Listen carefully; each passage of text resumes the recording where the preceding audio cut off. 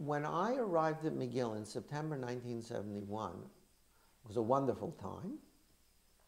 First of all, I was 26. Great time.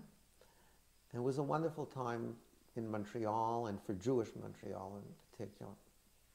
There was something very good about my Jewish students at the very beginning of my academic career. Some of them were still the products of East European immigrant homes. And if not the parental home, the grandparents' home, but parental homes. So I actually had students who knew Yiddish fairly well. Not to mention that Montreal had a multilingual Jewish day school system, but with Yiddish as a fundamental component. The Yiddische Perlschule, the Yiddische Volksschule, they amalgamated in 1970, the Perlschule and Volksschule.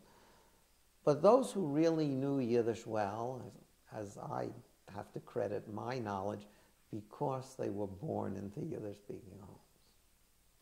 With all due respect to good teachers and academic courses, et cetera, et cetera.